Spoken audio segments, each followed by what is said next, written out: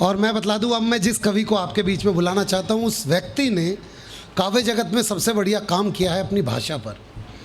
कानपुर की भाषा को ये मुंबई लेके गए और मुंबई से पूरे भारतवर्ष में फैलाया। आज इस व्यक्ति के खड़े होने से ज़्यादा इस व्यक्ति के चेहरे की भाव भंगिमा और बात को कहने का सलीका। बेटा तुझे पता है दिल्ली में एक बोतल पे एक बोतल किसी ने फ्री बांटी थी, वो कहाँ है? रख दो बेटा, पानी रखे इतने बोतल है। हाँ। यहाँ क्यों ला रहे हो? रहने दो। भाषा का बहुत बड़ा फर्क पड़ता है, मैं आपको बतला दूं भाई साहब। हाँ जी, अब रख दो, फिर मत आना थोड़ी देर। चलो हाँ रख दो, कोई बात नहीं। आइए एक बार इनके सम्मान में भी जोरदार तालियां। तब से लगे हुए हैं, पानी चाय सब कुछ पूछ रहे हैं आपको। इन लोगों को भी इनको वही सम्मान मिलना चाहिए। हाँ भाई, हाँ वहाँ मास्टर शेफ खड़े हैं 9 जो जीते थे, उनके लिए भी जोरदार तालियां हो। भाषा का बहुत बड़ा फर्क होता है भाई साहब। मैं हेमंत पांडे भाई के बारे में बताना चाहता हूँ आपको। भाषा सबसे बड़ी चीज़ होती है और भाषा का लेखन उससे भी बड़ा चीज़। हेमंत पांडे भाई को जब बचपन में, जब ये 10वीं क्लास में थे, इनको एक ऐसे लिखने के लिए बोला, बेटा महिलाओं के ऊपर एक ऐसे लिखो। इन्होंने लिखा। महिलाओं की स्थिति पहले बहुत दयनीय थी। फिर इन्होंने लिखा कि महिलाओं के ऊपर बहुत अत्याचार होते थे। फिर इन्होंने तीसरी लाइन लिखी कि महिलाओं को बंदर खा जाता था। टीचर ने दोबारा 4 बार पढ़ा, महिलाओं को बंदर खा जाता था, महिलाओं को बंदर खा जाता था। इसको बुलाया करे, बेटे ये क्या लिखा है? बस ये एक स्पेस डालना भूल गए थे, बंद और रखा के बीच में महिलाओं को बंद रखा जाता था। मैं भाषा का बतला रहा हूँ। पिछले दिनों युवराज हैं जो चुनाव लड़ रहे हैं, उनकी माताजी एक जगह पे भाषण दे रही थी कि हमारे बंगाल में जो गड्ढे हैं वो गुलाम नहीं आज़ाद हैं। फिर बगल में उनके जिसने वो स्पीच लिखी थी वो बोला, मैडम ये लाइन लिखी पड़ी है, हमारे बगल में जो खड़े हैं वो गुलाम नबी आज़ाद हैं। उनका बेटा भी कुछ खास नहीं कर रहा है। पिछले दिनों आंध्र प्रदेश में भारत जोड़ो यात्रा में चला गया, जबकि समय उसका घर जोड़ो यात्रा का चल रहा है। भारत जोड़ो यात्रा में वो आंध्र प्रदेश चला गया, तो आंध्र प्रदेश में भाषण देने के लिए लोगों के बीच में से निकल के स्टेज की तरफ आ रहा था। तो एक आंध्र प्रदेश की महिला खड़ी हुई और युवराज के सर पे हाथ रख के बोली, येंडू वरकिने तुम्बा। अब अगला उत्साहित तो रहता ही है। स्टेज पे अगला बस अब की बार हमारी सरकार को आने से कोई नहीं रोक सकता। एक माताजी ने मेरे सर पे हाथ रख के बोला है, येंडू वरकिने तुम्बा। तो नीचे से एक आदमी बोला, भैया तुमसे कह रही है कि बेटा तुमसे नहीं हो पाएगा। हाँ भैया, बुला दो। एक ऐसा व्यक्ति जो हमारे बीच में कानपुर की भाषा को लेकर आया है, लाफ्टर का वो फाइनलिस्ट जिसने कानपुर की भाषा का गौरव बढ़ाया, भाई हेमंत पांडे। बहुत बढ़िया कवि सम्मेलन चल रहा है। कमिश्नर सर बैठे हैं। सर मैं सैल्यूट करता हूं, प्रणाम करता हूं। कोई भी इतना बड़ा अधिकारी अगर किसी कवि सम्मेलन को सुन रहा है, आपसे बार बार कहा जाता है, आपने सुना होगा, अपने बड़े लोग कहते हैं कि अगर आपके चेहरे पर दाग है तो आईने के सामने बहुत देर तक आप नहीं टिक सकते। बेदाग व्यक्ति ही बैठकर कवि सम्मेलन को सुन सकता है। कमिश्नर साहब क्या बात है, वाह। इतनी देर से हम लोग व्यंग्य कर रहे हैं, छेड़ रहे हैं। सर आप सही लेते हैं तो हम लोग कह लेते हैं। आप ये बड़प्पन है सर आपका। हाँ नहीं तो 1 मिनट लगना है, योगी जी की सरकार है, बुलडोजर पीछे खड़ी हुई है, लेकिन सरकार ये बड़प्पन है, सुनना है। विनोद भाई ने बहुत अच्छा मेरा परिचय दिया। हमको समझ में नहीं था परिचय दे रहे थे कि हमको निपटा रहे थे। हालांकि मैं चाहूँ तो उनको निपटा सकता हूँ। दिनेश रघुवंशी देश के बड़े कवि हैं, मुझको समझाते हैं, डांटते हैं, कहते हैं बेटा हर आदमी के मुंह ना लगा करो, खासकर दिल्ली वालों के। तो मैं दिल्ली वालों से बहुत दूर रहता हूँ, उनके मुंह नहीं लगता सर। मुझे एक लघु कथा याद आ रही है। एक बार एक गधे की चीते से लड़ाई हो गई।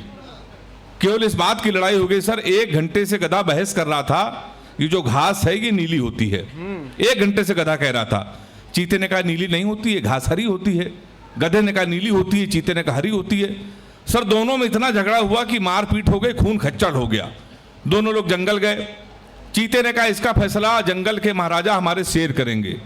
शेर के पास गए, शेर को जगाया तो शेर ने कहा क्या दिक्कत है भाई, क्यों परेशान कर रहे हो? चीते ने कहा 1 घंटे से गधा हमसे बहस कर रहा है, ये कह रहा है घास नीली होती है। तो शेर ने कहा तुमने क्या कहा? तो उसने कहा महाराज हरी होती है। तुमने कहा हरी होती है, आप ही फैसला कीजिए। शेर ने कहा ये गधा बिल्कुल सही कह रहा है, घास नीली ही होती है, और इस चीते को 2 साल के लिए जेल में डाल दो, उसका खाना पीना बंद। तो चीते ने कहा ऐसा फैसला आप क्यों कर रहे हो? तो शेर ने कहा जो इंसान गधे से बहस करे, तालियां पीछे वाले कम बजा रहे हैं, तो आप समझ जाइए। सर मैं कानपुर से आया हूँ, मेरे भाई ने बताया विनोद ने इतनी अच्छी कवि सम्मेलन की शुरुआत की। शुरुआत जब किसी चीज़ की हो जाती है तो उसका अंत अच्छा होता है। बहुत ही शानदार वो पढ़कर गया मेरा भाई। मैं बताया मैं कानपुर में रहता हूँ सर, कानपुर में एक स्कूल में पढ़ाता हूँ। हास्य कवि अगर टीचर हो जाए तो बच्चे का भविष्य आप समझ सकते हैं। हमने अपने स्कूल के एक बच्चे से पूछा, हमने कहा बेटा ये बताओ 1 किलो रुई और 1 किलो लोहा दोनों में भारी क्या होगा? उसने कहा मास्टर साहब लोहा भारी होगा। मैंने कहा बेवकूफ, मैं जो तुमसे कह रहा हूं कि 1 किलो रुई 1 किलो लोहा, जब दोनों 1 किलो है लोहा कैसे भारी होगा? उसका जवाब सुनिएगा। उसने कहा मास्टर साहब आप हमको 1 किलो रुई फेंक के मारिए, हम आपको 1 किलो लोहा फेंक के मारते हैं।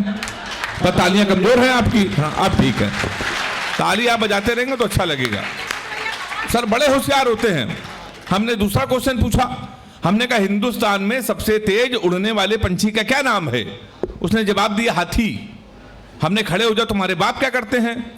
उसने कहा योगी जी के बुलडोजर चलाते हैं। हमने कहा बैठ जाओ, हाथी सही जवाब। टीचर भी भाई साहब बड़ा होशियार होता है। तो मैं तो सर उसी कानपुर से आया हूँ। हमारा कानपुर इतना अद्भुत है, इतना अद्भुत है, आप दुनिया में कहीं चले जाइए पर आपको लगेगा इतने विचित्र लोग केवल कानपुर में रहते हैं। आप कभी बनारस जाइए, जाते ही होंगे आप, बड़े लोग हैं। रेलवे स्टेशन पर उतरिए तो वहां लिखा रहता है बनारस का पान आपका स्वागत करता है। कभी कोई आगरा आए, रेलवे स्टेशन पर उतरे, वहां लिखा रहता है आगरा का पीठा आपका स्वागत करता है। हमारे कानपुर आइए, रेलवे स्टेशन पर उतरिए, वहां लिखा रहता है रूपानी चप्पल आपका स्वागत करता है। मैं उसी कानपुर से आया हूं सर, मैं सही बता रहा हूं मैं आपको। सर मैं अभी सोनी चैनल में लाफ्टर शो आ रहा था तो मैं शूटिंग कर रहा था। जब मैं वहां से आया तो मेरी घड़ी खराब। मैंने जीवन का सबसे बड़ा पाप ये किया कि कानपुर वाले से टाइम पूछ लिया। हमने कहा गुरु टाइम क्या हो रहा है? तुमसे कहने लगा ऐसा गुरु तुरंत यहां से निकल लो, टाइम बहुत खराब है। हमारे मुंह बिल्कुल मन लगना, नहीं तो तुम्हारा टाइम भी खराब हो जाएगा। तो हमने कहा टाइम ना बता दे, ये बता दे तेरा मूड क्यों खराब है। उसका जवाब सुनना। हमने कहा तुम्हारा मूड क्यों खराब है?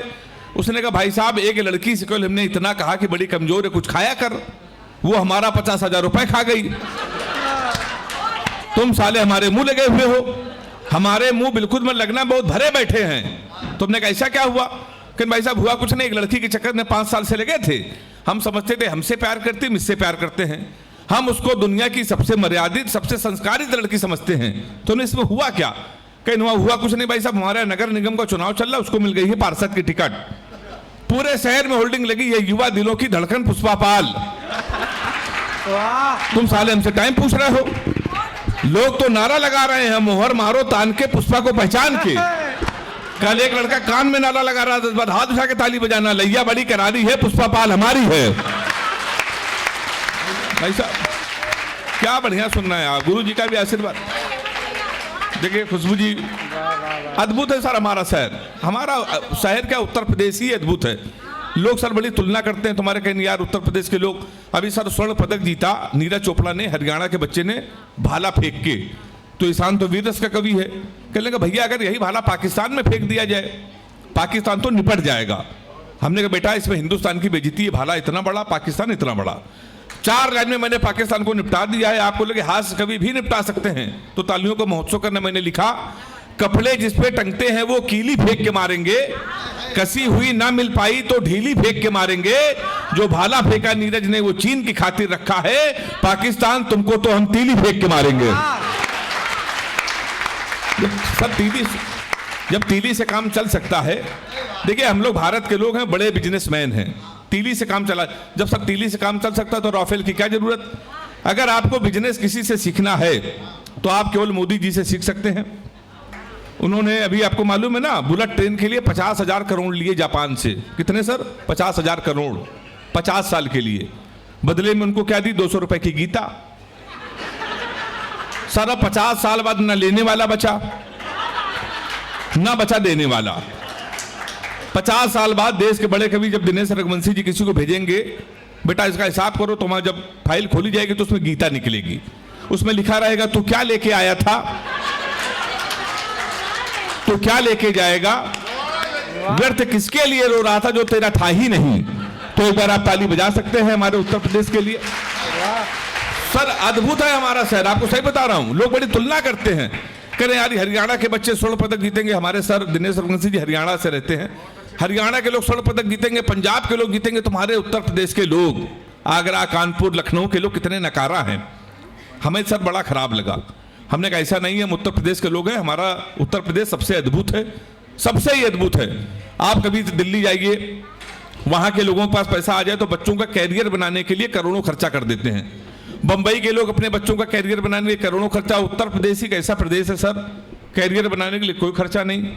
आप 300 रुपए का कुर्ता लीजिए, वाह, 200 रुपए का सफेद पैजामा, हाँ 300 रुपए के सफेद जूते, हाँ, 50 रुपए का काला चश्मा, क्या बात, 40 रुपए के गले में डालने वाला अंगोछा, हमारे यहाँ तैयार हो जाता है युवा हृदय सम्राट। ये केवल सर हमारे उत्तर प्रदेश में ही होता है, सही बता रहा हूं मैं आपको, केवल हमारे उत्तर प्रदेश में। लोग सर बड़ी तुलना करते हैं, कहते हैं हरियाणा के लोग स्वर्ण पदक जीतेंगे, पंजाब के लोग जीतेंगे, उत्तर प्रदेश के लोग क्यों नहीं जीत पाते। तो हमने सर बताया हरियाणा के बच्चों में, हमारे उत्तर प्रदेश के बच्चों में बहुत अंतर है। हरियाणा का बच्चा सर सुबह 4 बजे जगता है, सबसे पहले जाता है जिम, 4-5 घंटे जिम करता है, मॉर्निंग वॉक करता है, टाइम्स ऑफ इंडिया पढ़ता है, 5-6 किलो फल खाता है, वो सो जाता है। शाम को 5 बजे फिर वो सो के उठता है, फिर वो जिम करता है, 2-4 घंटे वो घूमता है, फल खाता है, फिर वो सो जाता है। कुल मिला के हरियाणा के बच्चे एक दिन में 4-5 घंटे जिम, 4-5 घंटे मॉर्निंग वॉक, नाइट वॉक भी करते हैं। हमारे उत्तर प्रदेश के लड़के आगरा और लखनऊ के 9:30 बजे सुबह सो के उठते हैं, वो भी तब जब उनका बाप उनको लतियाता है। हाँ, सबसे पहले वो जाता है घर के नजदीक पुलिस चौकी, दरोगा जी के साथ एक सेल्फी लेता है, फेसबुक में पोस्ट करता है, नए चौकी इंचार्ज रामकिशोर कनौजिया भाई साहब का सानिध्य प्राप्त हुआ। वाह, क्या बात है, होता है ना सर, ये हमारे उत्तर प्रदेश में होता है।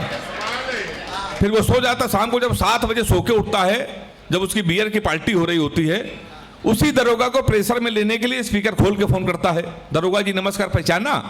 अब दरोगा जी समझते गुरु, उस समय तो उसके मुंह न लगो, उस समय तो उसके लगी हुई है। दरोगा उसका फोन काट देते हैं। वही दरोगा 12 बजे मारते मारते उसको थाने लेके आते हैं, अपनी सेल्फी डालते हैं, वो दरोगा जी, सूरज भैया 100 ग्राम चरस शाह धरे गए। फिर रात भर होती उनकी कुटाई, 3 दिन बाद लोकल विधायक उसकी पैरवी करता है, फिर वो छूट के आता है, वो भंडारा करवाता है, शहर का सबसे बड़ा नेता बनता है। तो उत्तर प्रदेश के लोग नेता बनने के लिए, उत्तर प्रदेश के लिए तालियां आप जोरदार बजा दीजिए। हमारा उत्तर प्रदेश सर सबसे अद्भुत है। देखो सोनल जैन जी आई थी, अभी प्यार मोहब्बत की बातें लोग उछल रहे थे, सर गजेंद्र भाई को सबको निपटा रही थी, गजेंद्र सर हमको ये दे दीजिए, मकान प्लाट आप दे भी सकते हैं। जिस तरीके से आप ताली बजा रहे थे, हमको आपके ऊपर शक भी हो रहा है, मैं सही बता रहा हूँ आपको भाई, मैं यकीन भी कर रहा हूँ। खुशबू जी कहने यकीन करो, प्यार मोहब्बत की बातें कर रही थी सर, नौजवान हमारे बैठे, इनके करियर बनाने के समय पता नहीं प्यार करो, ये सब गलत बात है। मैंने कभी सर प्यार नहीं किया, मेरी कोई प्रेमिका नहीं है, ऐसा नहीं कि पहले नहीं थी, 15 प्रेमिकाएं थी। योगी जी की सरकार उत्तर प्रदेश में नहीं थी, तब योगी जी मुख्यमंत्री बन गए, हमने सबसे राखी बंधवा लिया। क्या बात है, क्योंकि सबसे ज्यादा अगर कुटाई किसी की यूपी में हुई सर, तो प्यार करने वालों की हुई। मैं प्यार मोहब्बत से बहुत दूर रहता हूं। अच्छा सर, दूसरे रहता हूं, ये लड़कियां जो है ना, ये खुशबू जी, सोनल, ये लड़कियां, इनकी एक बीमारी होती है, किसी लड़की से कोई क्वेश्चन पूछ लो तो इतना उठपटांग जवाब देती हैं। हमने एक लड़की से पूछा, हमने कहा तुम्हारा फेवरेट कलर क्या है, हमसे कहने लगी स्टूपिड कहीं के, कोई मेच्योर क्वेश्चन नहीं पूछ सकते। तो सर हमने पूछा, हमने कहा 0.8 मिलीलीटर सल्फ्यूरिक एसिड को न्यूट्राइज करने के लिए कितने मोल बाइकार्बोनेट की जरूरत पड़ेगी। तब उसने बता रहा हमारा फेवरेट कलर पिंक है। तो मैं बहुत दूर रहता हूं सर, सही बता रहा हूं मैं आपको। भैया कमाल। लड़कियों की एक बीमारी और है, बीमारी सही हो तो इस बार हाथ उठा के ताली बजाना। किसी लड़की को गौर से देख लो तो कहेंगी देखो कैसे कुत्ते की तरह देख रहा है, ना देखो तो कहेंगी कुत्ता देख भी नहीं रहा है। आगे वाले भी ताली बजा रहे सारे लोग। अरे भावनाएं आपसे मिलती है सर, अद्भुत ही है, सही बता रहा हूं मैं आपको। दिनेश दादा तो हमारे संरक्षक हैं, कहते हैं यार हेमंत नाम में कुछ नहीं रखा, नाम में कुछ नहीं रखा। सर सही कह रहे थे, नाम में कुछ नहीं रखा है। मुस्कान नाम था उसका, हमारा नुकसान करके चली गई। फिर हम रोशनी नाम की लड़की में शिफ्ट हुए, 2.5 साल उसने भी हमको अंधेरे में रखा। लोग कहते सर नाम में कुछ नहीं रखा। इन लड़कियों को देखिए, ये अपने बॉयफ्रेंड का नाम मोबाइल में सेव करती है, माई हनी बेबी, माई जानू, my darling, my sweetheart. इन बेचारे लड़कों को देखिए, इन बेचारे सही में इनको देखिए, ये अपनी गर्लफ्रेंड का नाम मोबाइल में सेव करते हैं पप्पू हलवाई, राशिद प्लम्बर, मुन्ना हवलदार। ताली बजाइए हाथ उठा के जोरदार। वाह, सही बता रहा हूं मैं आपको, अद्भुत ही है सर। अभी दिनेश दादा के आशीर्वाद से मैं दुबई गया। दुबई में एक शो होता है अंदाजे बयां, सबसे बड़ा मुशायरा होता है। तो मैं जब वहाँ गया तो सर हमारी वाली ने फ़ोन किया। अच्छा हमारी वाली इसलिए कह रहा हूँ कि भ्रम बना रहे कोई है। उसने हमको फ़ोन करके हमने सुना है तुम दुबई में हो। तो हमने कहा सही सुना है। कहने लगे हमारे लिए एक सोने की चैन ले आना। हमने कहा क्यों? कहने लगे एक तो दुबई में सोना सस्ता है और जीवन भर में तुमको याद करती रहूंगी। तो हमने कहा पगली हम चैन नहीं लाएंगे फिर भी याद करती रहोगी। उसने पूछा कैसे? हमने कहा जीवन भर सोचोगी हरामखोर से पहली बार कुछ लाने को कहा था, ये वहां से भी खाली आज चला आया है। वाह तो सर कोई नहीं टिकता है। और मैंने तो एक सर सबक ले लिया है, आप लोग भी सबक ले लीजिए। अपनी प्रेमिका को कभी भी रुलाना नहीं चाहिए, क्योंकि 7-8 हरामखोर उसका आंसू पूछने के लिए हमेशा तैयार रहते हैं। क्या बात है, वो क्या हाथ उठा के ताली बजा रहे हैं आप। सर मैं बहुत दूर रहता हूँ, सही बता रहा हूँ, मैं कोई बुराई नहीं कर रहा। ये लड़कियां बड़ी प्यारी होती हैं, बड़ी इमोशनल होती हैं, कभी कभी बड़ी लाड़ में आ जाती है। एक बार हमारी वाली लाड़ में आ गई। उसने हमको 2:30 बजे फोन कर दिया। कहने लगी सो रहे हो तो सपने भेजो, जाग रहे हो तो यादें भेजो, मुस्कुरा रहे हो तो हंसी भेजो। हमने कहा हम लोटा लेके खेत में बैठे हैं, क्या भेज दें? हाथ उठा के ताली बजाओ जोरदार एक बार आप लोग। तो हमारे साथ अक्सर ये होता है सर। और सर हमारी हालत तो ये हो गई है कि एक एक प्रेमिका को बांट कर ले गए। चौथी पंक्तियों में महोत्सव देखना चाहता हूं। एक एक प्रेमिका को बांट कर ले गए, जो नहीं माना उसे डांट कर ले गए। जिस पेड़ पे बांधा था मोहब्बत का धागा, नगर निगम वाले उसे भी काट कर ले गए। अक्सर सर हमारे साथ ही होता है। एक दिन फिर हमारी वाली ने हमको फोन किया। कहने लगी हम तुम्हें कमरे में बंद हो और चाबी खो जाए। हमने क्या क्या दिमाग से हिल गई। अगर धोखे से चाबी कहीं तेरे बाप को मिल गई तो प्यार क्या होता है बताएंगे, रात भर तमंचे पे डिस्को कराएंगे। ये हमारा एहसान छोटा भाई ये कह रहे भैया यार ये अक्सर आप जब आते हो ये फालतू बातें, प्यार नहीं करेंगे, लड़कियों से दूर, क्यों ऐसा कहते हो? सर मैं आपको बता दूं, मैं आगरा कई सालों बाद आया हूं। मैं प्यार इसलिए नहीं करता, लड़कियों से केवल इसलिए दूर रहता हूं सर। मेरा एक बचपन का दोस्त है कानपुर का सर, उसने हमको लव स्टोरी सुनाई थी रोते रोते। हमने रोते रोते लव स्टोरी सुनी थी, टिकटॉक पर लाखों में वायरल हुई। तब से हमने कसम खा ली न प्यार करेंगे न किसी को प्यार करने देंगे। वो लव स्टोरी पूरे आगरा को सुना दे रहे हैं। मेरा चैलेंज है, मेरी लव स्टोरी सुनने के बाद अगर हिम्मत हो तो प्यार करके दिखा देना। वो लव स्टोरी कुछ इस तरीके की है सर, जब हम 3 साल के थे तब वो पैदा हुई थी। हम कक्षा 2 में आए, वो केजी में आई। हम 5 में आए, वो 4 में आई। हम हाई स्कूल में आए, वो 9th में आई। हम इंटर में आए, वो 1st ईयर में आई। फिर हम SSC की तैयारी करने लगे। इंटर के बाद तो IIT, तो SSC। हम SSC की तैयारी करने लगे। हम SSC की तैयारी कर रहे थे, 1st ईयर में आ गई। हम SSC की तैयारी कर रहे थे, वो इंटर में आ गई। हम SSC की तैयारी कर रहे थे, वो BA में आ गई। हम SSC की तैयारी कर रहे थे, वो MA में आ गई। हम SSC की तैयारी कर रहे थे, उसने B.Ed कर लिया। हम SSC की तैयारी कर रहे थे, उसने M.Ed कर लिया। हम SSC की तैयारी कर रहे थे, उसने M.Phil कर ली। हम SSC की तैयारी कर रहे थे, उसने PhD कर ली। हम SSC की तैयारी कर रहे थे, प्रोफेसर बन गई। शनिवार को उसकी शादी, इतवार को हमारा SSC का पेपर है। वाह अब हिम्मत हो तो प्यार करके दिखा देना। सही बता रहा हूं सर, सही बता रहा हूं मैं आपको। हम लोग सर देखिए, हास्य कभी हम लोगों को लोग गंभीरता से नहीं लेते, लोग आधा पागल समझते हैं। इसी चक्कर में सर हम लोगों के, विनोद भाई शादी की बात बता रहे थे, शादी इनकी हो गई, बड़ी बात है। शादी नहीं होती हास्य कवियों की। हमारे घर में सर कई रिश्ते आए, ये पता चला लड़का हास्य कवि, रिश्ते वहीं से लौट गए। अच्छा दिनेश रघुवंशी जी आपको मालूम है बहुत बड़े गीतकार हैं, बहुत बड़े कवि हैं, केवल इतना मालूम है। आपको एक बात नहीं मालूम कि सर बहुत बड़े ज्योतिषाचार्य भी हैं। हमारी कई बार शादी कैंसिल हुई तो हमने दद्दू को हाथ दिखाया।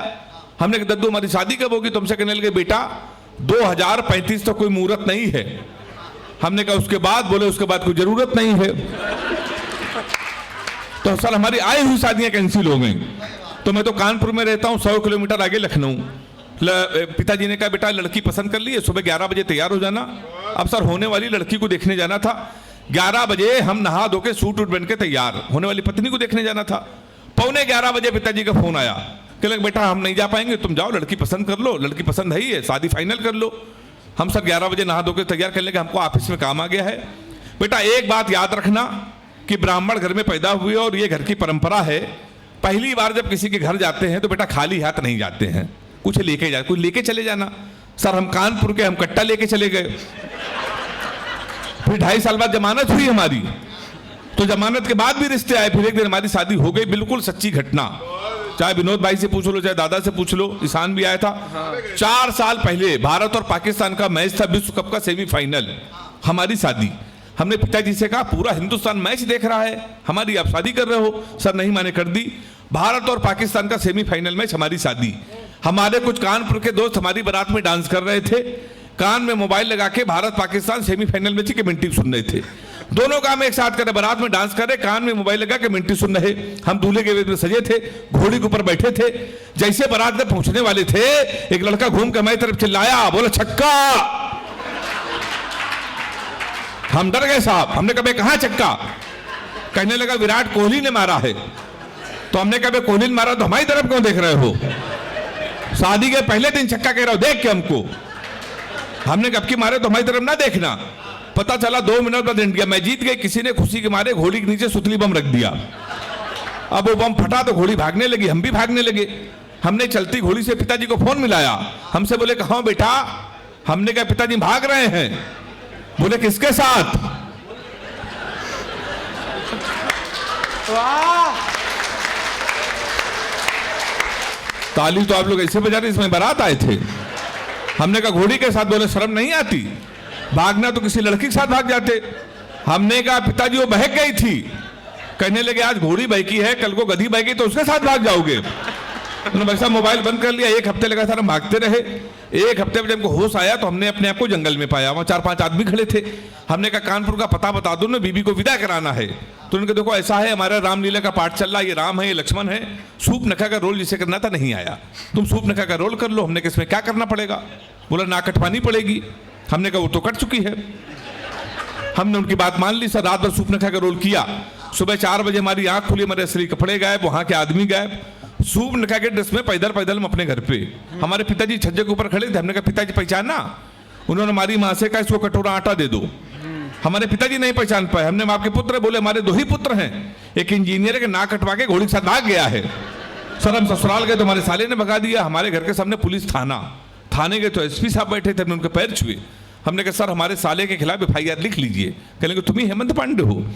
हमने कहा कहने के तुम्हारे नाम पहले से FIR है, घोड़ी के अपहरण की। तुमको 2 दिन का समय दे रहे, घोड़ी नहीं आई तो तुम जेल चले जाओगे। उत्तर प्रदेश का बड़ा व्यंग एक टिप्पणी में कर रहा हूं। ये टिप्पणी उत्तर प्रदेश के लिए ही है, ये व्यंग ही उत्तर प्रदेश से 7-8 साल पहले आया था। मेरा व्यंग अगर आप तक पहुंच जाए तो दोनों हाथ उठा के ताली बजा के बताना मेरा व्यंग आप तक पहुंचा। हमने उनके पैर छुए। हमने कहा घोड़ी ढूंढ लाइए। कहने हम पुलिस के इतने बड़े अधिकारी घोड़ी ढूंढ लाए? हमने कहा ढूंढ लाई। कहने पुलिस का काम है घोड़ी ढूंढना। हमने कहा एसपी साहब भैंस तो आप ढूंढ लाए थे। आए हाय, वाह कमाल। सर देखिए कमिश्नर साहब ने भी ताली बजाई। एक अंतिम कविता आधे मिनट की, क्योंकि हम लोग दद्दू तक पहुंचना है, खुशबू जी तक पहुंचना। अंतिम अभी चुनाव का समय चल रहा है, चुनाव का मौसम चल रहा है। उस पर मैंने एक छोटा सा व्यंग पूरे देश को संबोधित करते हुए जब दद्दू को मैंने सुनाया था पहली बात तो उन्होंने मेरी पीठ ठोकी थी। सर इलाहाबाद में एक हनुमान जी का मंदिर है। 10 साल पहले एक न्यूज आज तक में मैं देख रहा था, हनुमान जी रो रहे हैं। उनकी आंखों से आंसू आए तो ब्रेकिंग न्यूज ही कि हनुमान जी रो रहे हैं। मैंने उस पर एक व्यंग लिखा, सुनिएगा। एक रात में सोया ही था, सपने में खोया ही था, देखा कुछ लोग नफरत के बीज बो रहे हैं, सामने खड़े हनुमान जी रो रहे हैं। हमने कहा आप तो भगवान हैं, फिर आपको रोने की क्या जरूरत? और वैसे भी सीता हरण पे आपा खोए नहीं थे, लक्ष्मण मूर्छित पे भी आप रोए नहीं थे। आपने सूरज को निकला आप मुस्कुराते रहे थे, आपकी पूंछ तक जली आप खिलखिलाते रहे थे, फिर प्रभु आप क्यों रोए? कलियुग के दर्द में उबे तो नहीं है, किसी कष्ट में आप उबे तो नहीं है, प्रभु राम की याद में आप खोए हैं शायद, दिल्ली की घटना से आप रोए हैं शायद। कहीं ऐसा तो नहीं कि आपके मन में निठारी की कथा हो या जलती ट्रेनों की व्यथा हो? प्रभु बोले तेरी बात सही है, मेरे रोने का कारण यही है, आज हर इंसान हिंसा के दौर में पल रहा है, मेरी तो केवल पूंछ जली थी, आज हिंदुस्तान जल रहा है। हाय हाय। मेरी तो केवल पूंछ जली थी, आज हिंदुस्तान जल रहा है। और वैसे भी चुनाव का मौसम आ गया है, कुछ नेता हमारे मंदिरों में आएंगे, हमारी झूठी कस्में खाएंगे। डरता हूं देश आतंकवाद महंगाई लाचारी में ना खो जाए, मंदिर मस्जिद के नाम पे कहीं दंगा ना हो जाए। हाय हाय। मंदिर मस्जिद के नाम पे कहीं दंगा ना हो जाए, क्योंकि जो प्यार को सींचते थे कसाई हो गए, कल तक भाई भाई थे आज दंगाई हो गए। यदि एक भी बेकसूर का खून धर्म के नाम पे बहा तो मैं चैन की नींद कैसे सोऊंगा? अभी तक तेरे सपने में रोया था, फिर हकीकत में रोऊंगा। फिर बहुत बहुत धन्यवाद।